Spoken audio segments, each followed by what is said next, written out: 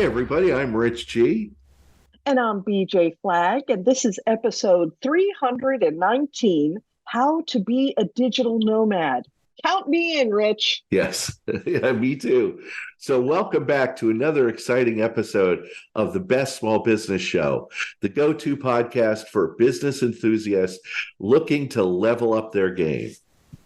Today, we are going to be reaching into a topic that captures imaginations and changes the business landscape as we know it: becoming a small business digital nomad. This is what I want to do. Imagine unshackling yourself from your home office and being accessible to explore new destinations while still growing your small business empire. Sounds like a dream, right? But it is entirely possible. And today we are here to give you the roadmap to make your dream a reality. We'll discuss how to set up your business to run smoothly from anywhere, manage remote teams effectively, and stay productive while you're sipping that chai tea latte at Starbucks. So buckle up and prepare for a journey into the incredible world of small business digital nomadism. You can take advantage of everything we're talking about. So here we go. So, action one is be frugal with what you bring. And I've made this mistake. Most of the time, you're just going to have a backpack. That's it. And so it only has a finite amount of space to fit the most needed tools. Okay. One of the things that I've always found is a mouse is essential. Using the trackpad on your laptop is good for certain things, but when you're putting together PowerPoints or anything like that, you really need a mouse. So try to make sure you bring a mouse too. Oh, yeah, absolutely. Yeah, you And should also try to minimize any paperwork and digitize it. That was a big thing for me. Whenever I'd meet a whole bunch of clients, I have to bring their folders with them. And now I have it all digitized. So I take all my notes online. So I literally don't use folders anymore. I don't bring any paper. So I understand you might have a business that needs paper, but try to digitize it or minimize any kind of paperwork. Make sure you have adequate cords, adapters, extension cords, and battery packs to ensure all of your laptops, tablets, and smartphones are powered up. I made this mistake when I was in New York City, where I'm going around and I realized I only have like 20% on my phone. And I really needed a battery pack. So don't invest in a cheap battery pack. Get a good one that could power it up pretty quickly and you could get back to 100%, because the worst thing is to lose power on something. And then finally, BJ, you were going to say something? yeah, no, bring business cards. I know it sounds crazy, but whenever you're sitting in places like this, you need the cards. People see you. Yep. Even if you connect with them with a QR code, whatever, you definitely want to be able to be ready to connect. Yeah, and try to, but don't fully duplicate your home office. That's a big one. Like I will carry in my backpack a pack of handy wipes just in case, to wipe down the desk that I'm working at, or just to wipe your hands and clean them. Also to bring along Purell or something, because you might be meeting a lot of people too. Yeah, very good point. Definitely. Action two is plan your week and your day or your week to travel efficiently. This is essential. Make an itinerary, plan out your travel, and I hate to say it, but look for parking before you leave. A change of scenery is going to be just what you need so that you're not burnt out, but you do want to plan accordingly. Yeah. Yeah, what it happened to me. I mean, I was stuck in my home office for 2+ years, almost three Yeah. years, and I just have to get out. So I try to get out at least 2 times a week. One to my office at Regis, but another one just at a Starbucks or something, just to get out and have lunch with clients and stuff. Yeah. And you remember you need Wi-Fi. Yeah. A lot of these a lot of what you do, your business functions, everything's in the cloud. So it has to be pretty good Wi-Fi in order to have it. If you're working on anything secure, you're going to have to go toward a Regis, some sort of a business co-working space. That's just going to be essential. I happen to love Fridays to do this type of thing. I plan for it. I like to go off the grid and then have a big focus day. Big ideas, projects happen, and I plan ahead to get prepared. And one of the things I do are libraries. Libraries are virtually empty. Yes, there's the kids section with a lot of screaming kids. Yes, I understand. But there's usually adult sections. They also have offices that you could use. You just have to reserve it when you get there. There's so many places. They have full Wi-Fi. They fully understand for you to come in and work a little bit. So libraries are great places too. And what's amazing is they have fantastic Wi-Fi. They have resources. So Yes, if you're working on something, you have a reference librarian who could help you. It's like the best thing ever. Also, I want you to consider, do you have clients, collaborators, or vendors that are going to be near to where you're going?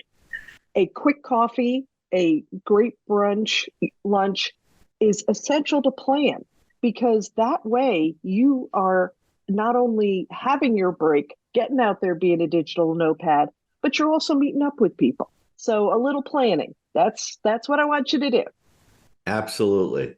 So action three, scope out the right places to work. This depends on the type of work you need to do. If you need to focus and have great Wi-Fi, choose a co-working space. You can wear AirPods or headphones to eliminate any noise that might be happening in that co-working space. I have AirPods. I put on background music and nobody bothers me. Any kind of noise really doesn't bother me.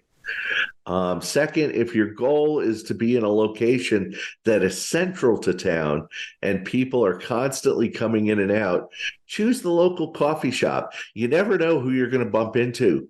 You never know who's going to come up. I go to a coffee shop once a week, and the other day, two of my clients came in. They went, "Rich, what's going on?" And I was just like, "Oh my God." It was great to see. And Yeah. occasionally, a vendor or business colleague has a space, and you could park there for a bit and plan to be somewhere different in the afternoon. The goal is new and fresh perspective. I actually ask, I go, "Hey, do you mind if I hunker down here for an hour or two?" And they're like, "Go ahead. I got an extra office right over here. Knock yourself out." So, Yeah, it's and then finally, it sounds crazy, but you don't want to be searching for food, drink, or a bathroom. You want to figure that all out before you step out the door. yeah, that's very important for sure. Action four, the big question, why? The reason why new spaces means new ideas, new contacts, and new vendors. I have a great friend who is, an instructor in sound bath and yoga, that type of thing. And she loves Colorado, loves it. One of her trips she had planned, just to get headspace, get her into a different location. Um, she met the owner of a place that she stayed. It turns out he had multiple locations. They had a lovely lunch. And now she gets paid to go back out, organize and hold retreats in his locations. I mean, she's in her total happy space. It's like the best thing that could ever happen. Um, the other one that I thought of when we were starting to prepare for this was a vendor. He maps out this location. He's a residential, but mostly a commercial painter. He maps out a really convenient location for his company van to be parked, and then he also gets make sure he knows all the businesses in the area. So he has a plan before he gets to wherever he's going to be, and he parks his van. He dresses in all his apparel, and he works from the coffee shop. Meets tons of people. Oh, I noticed your van out there. It's a total vibe. And before he leaves the coffee shop, he already knows the list of people he wants to meet, but he goes and he introduces himself. And he kind of just like inadvertently leaves a pen there for it. Amazing. He gets such great results out of that. So, Rich, I didn't know Yeah. if you had a story. It's that type of connection Yeah. that, people get creative with this. I think it's wonderful. I had a coach. He was great. He told me the story. He lives in the Pennsylvania, and there's a Starbucks which is directly across the street from like 4 or 5 huge office parks, Oh, and he makes sure at around 2:30 he shows up, gets a primo spot right next to where the line builds because everybody needs to go out and get oh, their caffeine intake in the love afternoon, it. and a whole bunch of people line up to get their coffee, and he's just sitting there, and he sits there with a book that's going to capture people's imagination, and he has a whole stack of business cards, and he said, Rich, I do it once a week and I get business by just meeting and talking to people. I love it. I love it. Now, I know we have some fantastic resources today, not just one. So, Rich, why don't you kick us off? Yeah, the first one is one of my favorite books. It's a book that I've read in like 24 hours. It's called Never Eat Alone and Other Secrets to Success One Relationship at a Time by Keith Ferrazzi. It's a great book. It's all about networking tips that are invaluable for digital nomads who may only sometimes have the benefit of physical proximity to their network. So Never Eat Alone, it's the Bible of networking. I went a little bit more specific and said digital nomad, how to live, work, and play around the world. Esther Jacobs takes us on quite a journey. This book provides practical tips on managing your life while working as a digital nomad. So she's gone to the complete other side of the spectrum here, folks, but it's a Yes. fantastic read. Our third book is The Lean Startup by Eric Ries. Understand how to launch a business on a lean model, particularly useful for digital nomads who often start with limited resources.